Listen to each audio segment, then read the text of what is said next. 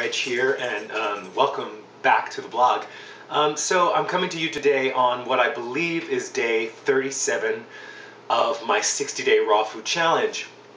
And things continue to go along, although not quite as smoothly as they had been going. Not necessarily because of, me breaking down or willpower, or just I've been doing, some traveling. I went to Montreal, and there wasn't really an issue with Montreal because in Canada there was lots of access to fresh produce. But I recently, I just got back, as you guys, if you've been following along, know, from the National International Urban and Small Farm Conference, and it took place close to Milwaukee, well, in Milwaukee proper, on the Wisconsin State Fairgrounds. It was really interesting. Oh, my dog is really just needing my attention right now, so you guys will have to forgive me, so I'm going to pet him while we talk. I think there's some squirrels outside that he wants to get to. Anyway, so it was really interesting being in Wisconsin, which hosted Milwaukee, which was hosting this conference, and to discover that there was not a lot of access to fresh produce. The produce that I was able to get my hands on, considering I was trying to really, I was sticking to mostly fruits and some greens, and I didn't have, like blending things with me, so I was really just trying to get a hold of some nice quality fresh fruits, and those were just really not available. They were not made available, even when I made a trip to the local urban farm that was hosting the event.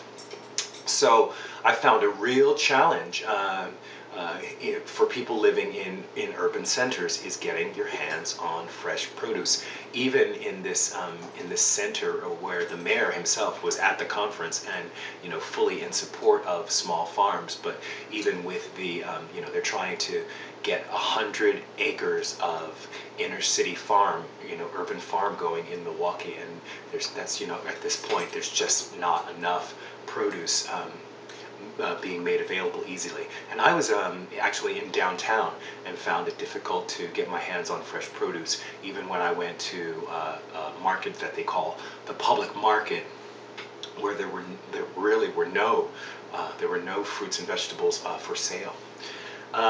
So that said, there seemed to be in this food justice movement. I've been talking a lot about food access, and posted some videos of interviews with people talking about food access and food deserts. There seem to be, however, in the food justice movements, really two branches, and one of those branches is getting the existing farms, the existing local farmers and the existing urban farms to scale up, to really scale up and be producing more, which requires them to get more advanced equipment and to be have access to more energy, using more fuels. And there's another branch of this food justice movement that seems to be urging the general public to get out there and farm, even if you're just farming on your windowsill, or have some tomato plants or some zucchini growing in your backyard, to really get out there, and so that the scaling is not necessarily happening upwardly, but the scaling in terms of farming across the country, around the world, is happening outwardly and across, so that people are having access to food because it's just being grown in their backyard. Now, I'm going to say, in a world of let's say we're in a world of energy decline, where certainly we won't have the access to the oil that we, the fossil fuels that we've been using, when people are going to have to maybe get creative, and we're not just going to be able to run machines around the clock to, create the fertilizers that are being used now on these farms in order to have them producing at the level that they need to be producing to feed the world. It seems to me to make sense for farming to be happening on a smaller scale in more places. Now, that's just me. That said, Some other issues that I've noticed. I've really upped my fruit intake. I've really been trying to sort of like pay homage to the 80-10-10 movement, which like the belief is that you want to up your carbs to 80%. 80% of your calories coming from carbs, 10% coming from protein, and 10% coming from fat, which is within the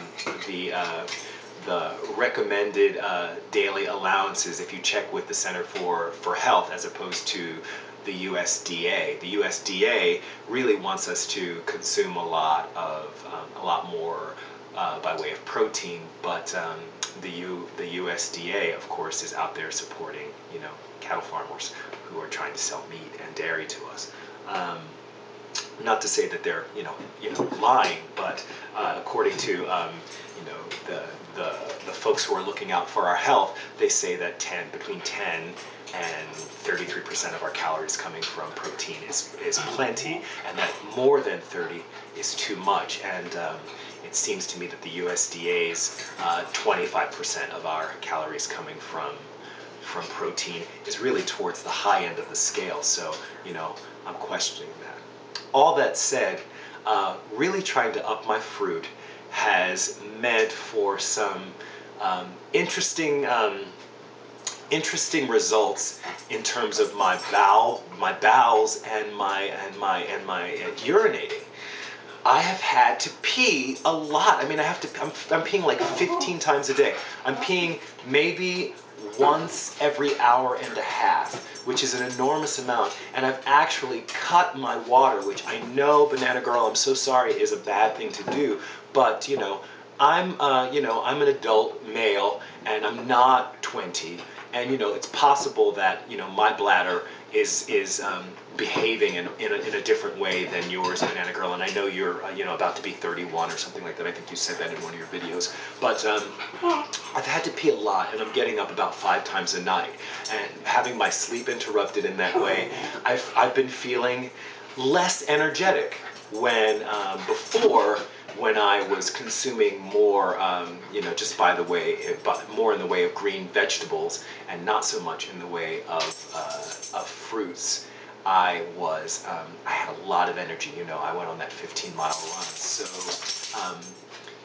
I was consuming a lot of fruits anyway. But really upping the fruits and was just not effective. Was not as effective for me. So I'm going to really be upping my greens again and going back to what had me feeling best. Also, just in terms of the bananas, as I said before, they're not a local produce. And as much as I love bananas, and I have about 2 more days worth of bananas, and that's consuming 30 bananas a day. So I'm not just giving up on it right away, but I am going to be adding a lot more greens on top of that, just to see what that does for me. Which means I'm going to be doing more food combining and less of the mono fruit meals. So I'm saying goodbye to mono fruit island. Although I had some fun there. So thanks, Banana Girl. Other things, just in terms of trying to be local, trying to think local, trying to be aware of the mileage and the effort that goes into getting, say, a banana or a pineapple or mango to a supermarket shelf. It has me questioning whether or not that is sustainable. And so I'm really going to be spending some time investigating.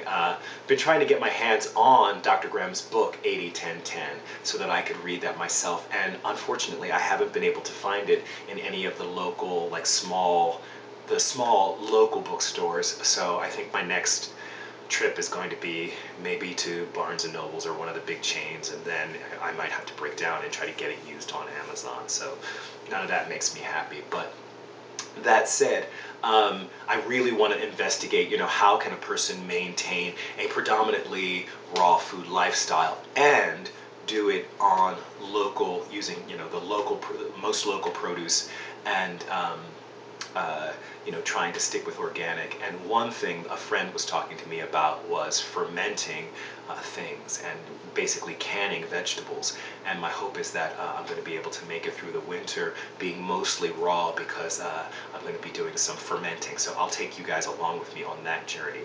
Also, I can probably see myself cooking some root vegetables.